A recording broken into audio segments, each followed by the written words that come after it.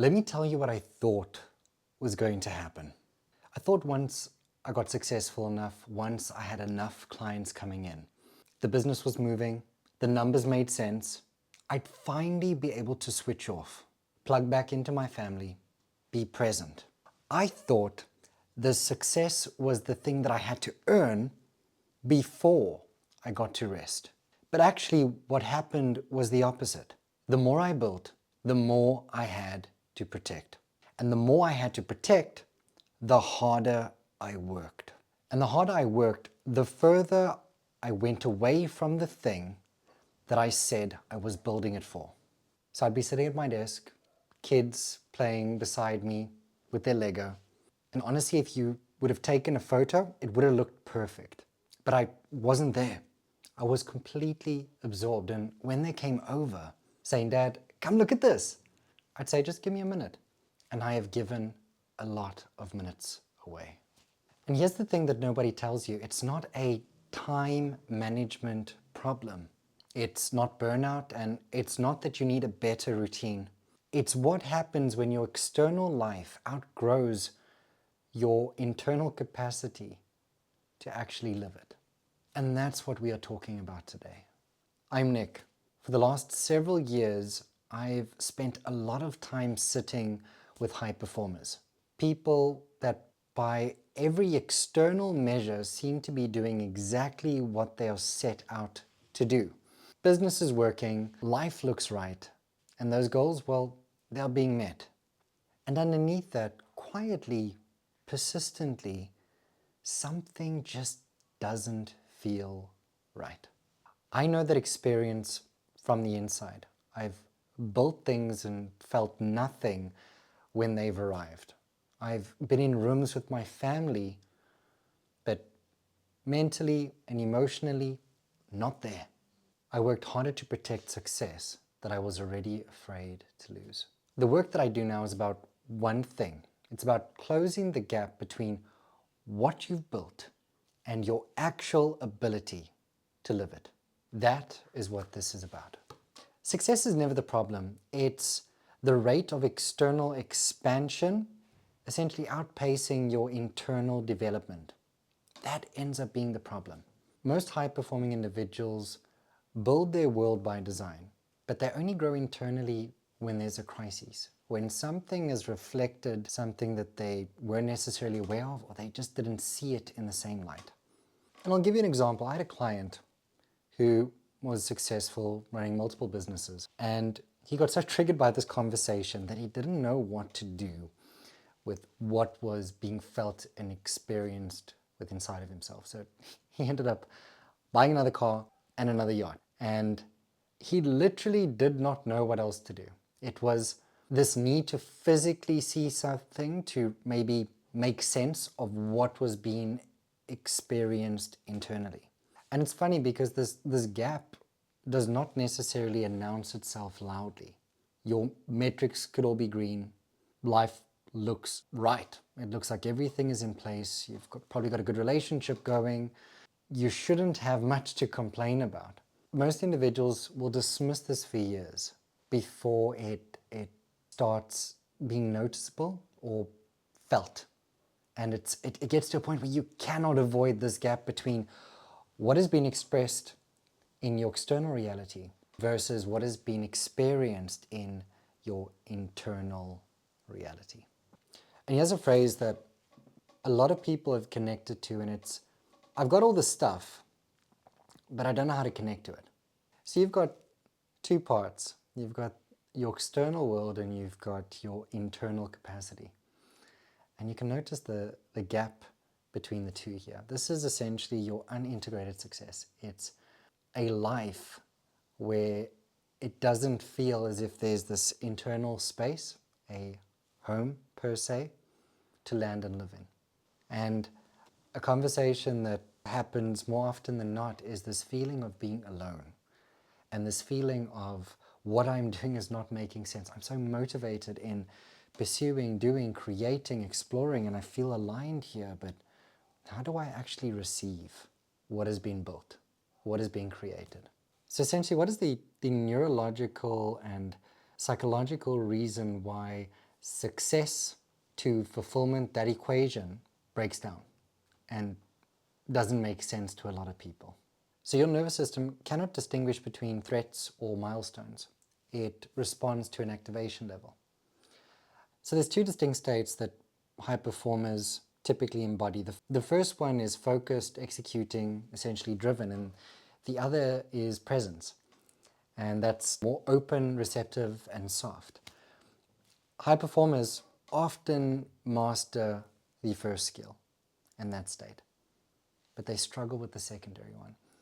So why does this gap exist? And I think this is where a lot of people struggle with making sense of this, because on one side you've got individuals that are so well accomplished and skilled in pursuing, creating, and doing things, but then there's this other side that just is unable to articulate itself, and sometimes most high performers don't know that this exists.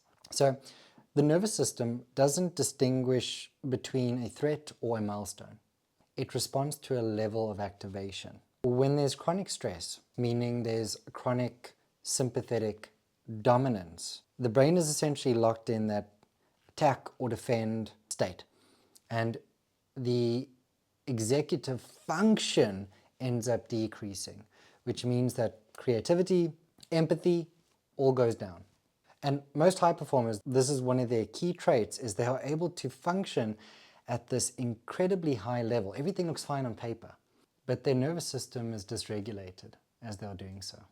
So internally, there's fragmenting that takes place. And the best way to describe this is there's this constant brace in your system. Your toes are curled, or your hands are tight, or you're just bracing and waiting. And the only way that you find that you get out of this cycle is through creating dopamine through achievement. When you've executed and ticked off a box and you've met a milestone and you get that hit, wow, you feel like you're on top of the world. And that actually creates a sense of reprieve in your system. So the simplest way to look at it is you get your hit, your brain then returns to baseline, and then you start the cycle of wanting to find the next thing. And that's when workaholism comes into play. If we were to define workaholism, it is a productivity disorder. And if you break that down, it is essentially a regulation strategy. You creating urgency to get the next job done is essentially your nervous system trying to find a way to regulate, as it doesn't know how to do so other than through that mechanic. And something I say often is you've become a human doing and not a human being. And then there's this point where numbness just sets in. And it's not necessarily depression, laziness, or depletion. It's just numbness. An image that comes up is you're basically standing outside of a room and you're looking in. And it's just, you can't feel what's happening inside there. You're watching your family, you're watching your life, but that's it. You're watching it, you're not feeling it. So there are two distinct states that exist, and high performers have only mastered one of them. The first one is essentially execution, focus, and highly driven activities. The other one is presence. It is open, receptive, and soft. But unfortunately, the latter is a skill that most individuals don't even know exist. And they think it's a doing thing, something that you have to do to achieve. And so you'll find that most of them will do meditation, most high performers will do breath work, and all these things are fantastic. They support the system, and throwing no shade on any of those practices, but you have not addressed the root cause behind the mechanic. And I think that the big differentiation is relaxation does not feel like relief when your system is dysregulated. It feels more like you've been exposed, you feel vulnerable, you feel unsafe because it feels unnatural. So again, as long as those big achievements and milestones are there and things are being ticked off and you're achieving those things, you feel empowered, you feel in control, you feel safe. And the minute those things get pulled away, and it has happened, everything collapses. And what we're naming here there is fragility inside of performance. And this is where this mechanic really starts to take root, because now you've built everything and you're like, wow, achievements, this is incredible. But now you are afraid of those things being taken away. So you work harder to preserve what you have because you are fearful of experiencing those things being taken away. Because what does it do to one's identity? It shatters it. And a good way to look at this is, it's not you having this glass half empty, it's essentially you waiting for the glass to empty. And that image has stuck with me within this work, because it is exactly that. You're just continuously awaiting that moment, and that fear drives you, but it also haunts you at the same time. So you have to become someone to build your life, and it comes back to this idea of, I am what I produce. And this isn't necessarily just a belief that you chose, it is the operating system that you function from. Long before success arrived, this operating system started as a survival mechanism. And your success essentially felt like armor. The world supported it, your life changed because of it, and externally you've just been validated over and over again that this works, this is the way the world must work, and your ego will do the same. And so you build this identity from the outside in versus the inside out, because there were needs that were not met as you were growing up. And so it's also a wound. I want to make that clear. Even when success came, you were afraid that it would be taken away. And so you work harder. And so if something did happen, I'd still be okay. And that's the paradox that you are living in. And it just never ends. It just continuously runs on its own. It's frustrating because you can see the gaps of time in your day and in your life where you can just sit and you can just switch off, and the weekends and the people that are connecting to you, but you're unable to do that because of this. This is the thing that runs the show all the time. And then when we dive a little bit deeper into, like, what is the success hiding underneath it? It's the fact that you're fallible, that you're vulnerable, that you're not perfect, and that makes you deeply uncomfortable because it's so easy to mask with all these things outside of yourself. And so you dance possibly between the shame-based identity, I am a mistake, or guilt-based identity of, I made a mistake. And the first one will tie to your worth and to your output permanently, where there is no flaw. It's just going to continue. And most of us are in the former versus the latter. And so that drive is just always there. That fear is always sitting there. That vulnerability is always there.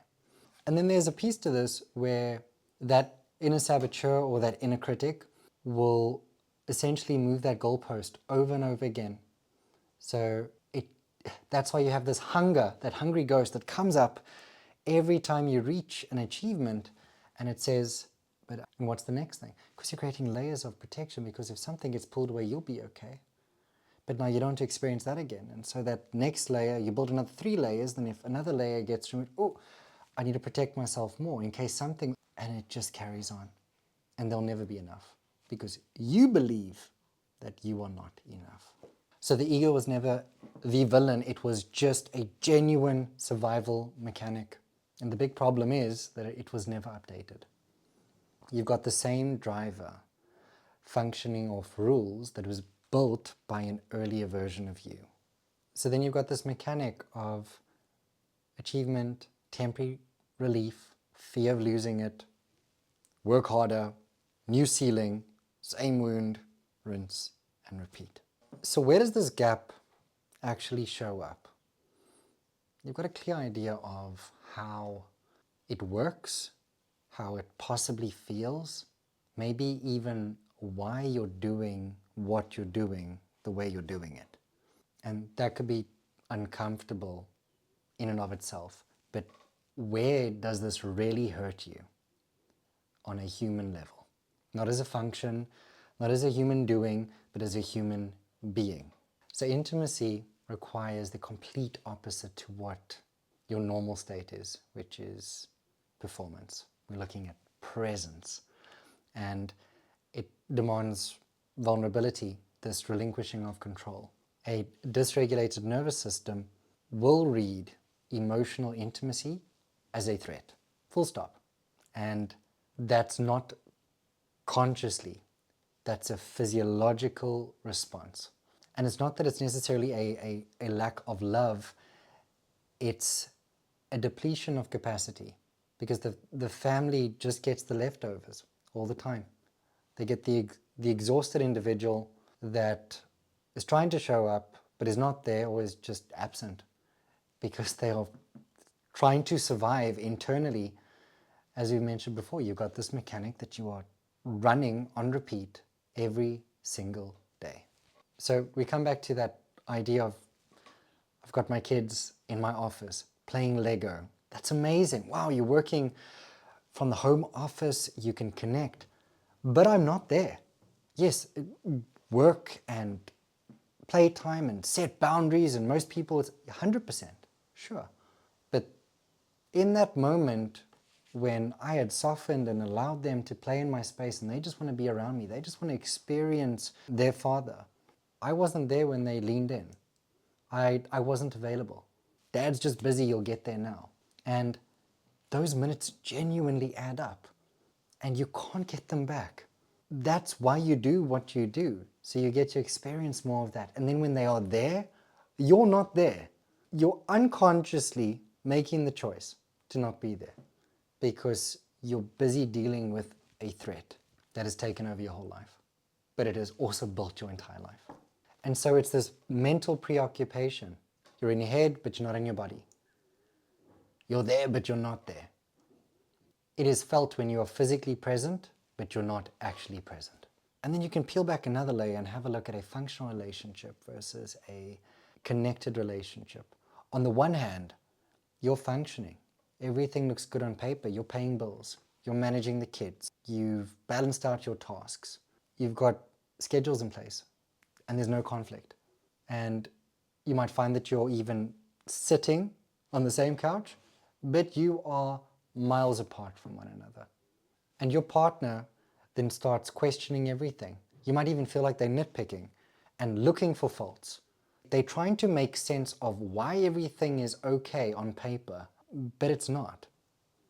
It's not okay within your relationship. And so they don't know how to relate to you. They don't know what it is. And the thing is, you don't actually know how to relate to yourself. And that makes it exceptionally difficult to communicate why it feels the way it feels. Why do I see you here, but you're not here? And so you've got a relationship where you are quietly operating around each other, but you can't reach each other. And that is painful and that is frustrating, and it's not always going to make sense. So you've got an overview of what this is, what it looks like, and where it shows up. More specifically, where this lives in you and in your life. Because everything inside of you ripples outside of you. So what does integrating this actually require of you? Integration is not a retreat, it's not another routine addition or a better work-life balance strategy. It's not a new hire. It's essentially building an interior that you can hold and experience and live within. Because all the building that you've done to date is outside of you. It comes back to your lived experience inside of yourself. So start with a simple question, which is, if you're not going to bullshit yourself, is this, what I'm doing right now, sustainable? Are you honoring your partner? Are you honoring your kids, yourself? And if you're not excited to come home, then what is the point? And your first move isn't another action, it's actually seeing, it's awareness. Everything starts with awareness. You need to actually see the gap between your behavior and your identity, because they are not the same thing. You are essentially behaving as a role that is not who and what you are. And to make sense of integration, what it means is I am allowed to feel and be successful. And I'm allowed to fail and experience a flurry of emotions.